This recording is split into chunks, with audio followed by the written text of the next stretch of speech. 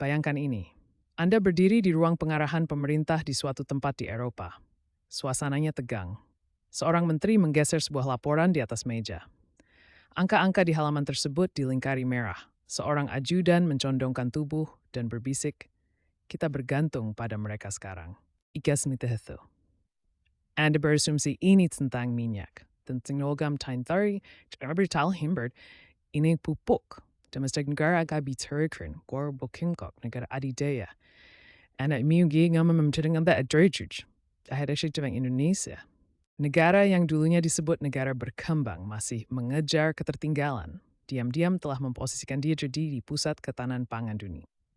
Sumber daya yang selama beberapa dekade kita ekspor dengan harga hampir gratis, kini menjadi alasan seluruh negara menegosiasikan ulang persyaratan perdagangan. Apa yang selalu kita anggap hanya sebagai komoditas biasa, kini menjadi pengungkit geopolitik. Dan Indonesia adalah negara yang memegangnya. Hega hari bisa lihat sanglim jerks, tidak ada yang menolak kuarin untuk timpik, iu membosana, melu spesifik. Seluruh ini tidak patut number humming. Tetap berpercaya itu kata cerita you nerd, dan kecil itu secara langsung menentukan siapa yang mang dan siapa tidak, itu layak untuk dengar. Berlangganan sekarang. Buktikan dia salah. Itu agam your marriage to crime, orang kehati you, dan tal benar-benar penting. Assalamualaikum, dan selamat. Hari ini Anda akan memahami secara tepat bagaimana kendali Indonesia atas pasokan pupuk global menjadi salah satu langkah strategis paling penting dan paling sedikit dilaporkan dalam dekade ini. Dan tetaplah bersama saya hingga pertengahan video ini. Kan ada taks yang terdokumentasi, terverifikasi, dan no media resource yang bahkan terinkontrol pertanian di Washington pun tidak menduga. Seramikid dokumentasi seperti di jendela konteksi dari PDF-nya. Saya memiliki semua yang saya butuhkan, kerangka dari dokumen 1 dan transkrip contoh dari dokumen 2. Berikut adalah skrip lengkapnya. Mari kita mulai dari tahun 1997, karena disinilah cerita ini dimulai. Indonesia adalah negara yang terpuruk.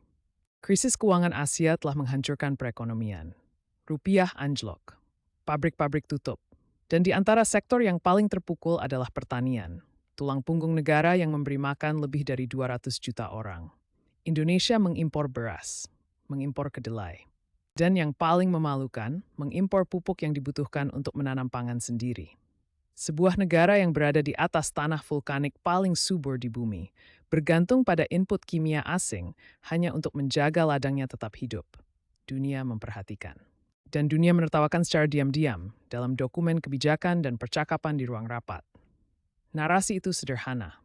Indonesia adalah negara kaya sumber daya yang tidak mampu mengelola sumber dayanya sendiri. Ia memiliki tanah, ia memiliki tenaga kerja, ia hanya tidak memiliki sistem. Make sure we support di intermal pay fudup lithium and kinik the times of tour at mige bialagamer oleh ujung getruteni. Mereka akan mengatakan bahwa distribusi pupuk di Indonesia kacau, subsidi bocor, petani di pulau-pulau terpencil tidak pernah menerima pasokan tepat waktu, dan perusahaan pupuk milik negara merugi. Itu adalah kondisi sebelumnya. Bayangkan betapa buruknya kedengarannya. Sekarang dapat ini. Saat ini, Indonesia memproduksi sekitar 14 juta metrik ton pupuk setiap tahunnya melalui jaringan produksi milik negara dan swasta, menjadikannya produsen pupuk terbesar di Asia Tenggara dan salah satu dari 10 besar di dunia berdasarkan total kapasitas. Meski di top 14 juta metrik ton, sama dengan gabungan konsumsi pupuk tahunan setiap negara di Afrika Sub-Sahara. Setiap pertanian, setiap desa, setiap petani kecil senggeti di seluruh planeta. Itulah skala produksi Indonesia saat ini. Dari sebuah negara yang kurang dari 2 dekade lalu tidak dapat secara andal mengirimkan pupuk kepada para petaninya sendiri di Jawa. Satu angka. Terasa sangat dalam. Kisah ini itu words being your dalki to I think word. Hisaga. Disinui verdamenek. Memhui dua dua, Bank Dunia menuju lista perlindungan terpedul gangguan par pupuk dan respons for di zabar berkembang Asia. Dalam dokumen tersebut, sistem subsidi pupuk Indonesia yang telah direstrukturisasi dibangun kembali di bawah pemerintahan Jokowi dan kini dipercepat di bawah Presiden Prabowo, secara eksplisit dikutip sebagai model bagaimana sebuah negara berkembang besar dapat beralih dari struktur distribusi yang bocor dan rawan korupsi ke mekanisme subsidi yang terarah, terdaftar di petani, dan dilacak secara digital. Bank Dunia tidak menulis hal itu tentang Vietnam. Bank Dunia tidak menulis hal itu tentang Filipina. Bank Dunia menulisnya tentang Indonesia. Pada tahun 2023, TJS Kementerian Pertanian Ethiopia terbang ke Jakarta. Bukan untuk bantuan, memerais untuk melakukan studi.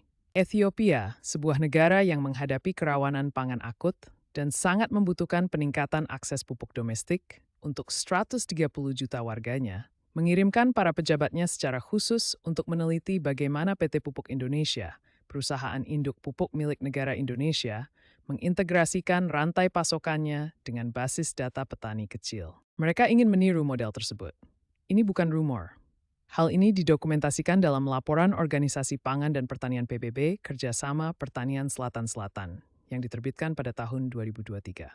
Kemudian ada Mesir.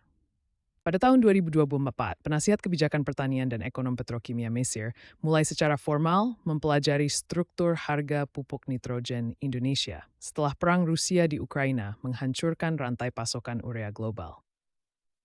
Indonesia telah mengelola stabilitas harga lebih baik kebanyakan negara. Alasannya? Pemerintah Prabowo telah menetapkan batas harga domestik dan memperluas kapasitas produksi melalui PT Kaltim dan PT Pusri, pabrik milik negara yang telah dimodernisasi dan diperluas selama dekade sebelumnya.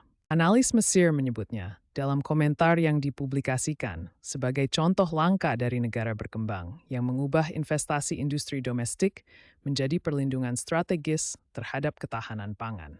Dan mungkin yang paling mencolok, India, negara yang memproduksi pupuk lebih banyak daripada hampir siapapun, mengirim Komite Pertanian Parlemen ke Indonesia pada akhir tahun 2024 untuk mempelajari bagaimana Jakarta mengelola pemerataan distribusi pupuk di ribuan pulau. Distribusi internal India sendiri ke negara bagian terpencil seperti Arunachal Pradesh dan Manipur tetap sangat tidak merata.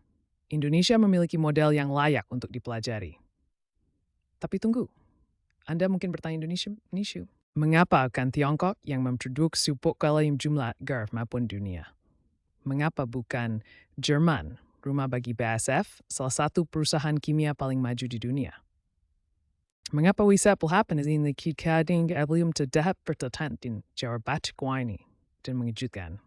China membangun dominasinya di industri pupuk dengan ekonomi komando terpusat, subsidi negara yang mencapai ratusan miliar dolar, dan infrastruktur manufaktur dari ekonomi terbesar kedua di dunia di belakangnya.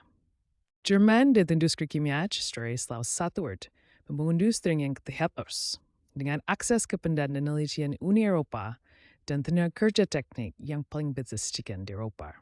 Ni sikfik struktur umat Jerman membuat investasinya setelah agak tembabra enu makilan disapa rekrut dari distributor institut. Namun, Indonesia membangun kapasitas produksi pupuknya di tengah transisi politik, geografi kepulauan yang terfragmentasi, penyalahgunaan subsidi kronis, dan populasi petani kecil pedesaan yang tersebar di 17.000 pulau. Itulah mengapa negara-negara berkembang mempelajari Indonesia. Karena kondisi Indonesia mirip dengan kondisi mereka. Anda tidak dapat mempelajari cara memberi makan negara yang rapuh, tersebar, dan kekurangan sumber daya dengan mempelajari Jerman. Jerman tidak pernah menghadapi masalah itu.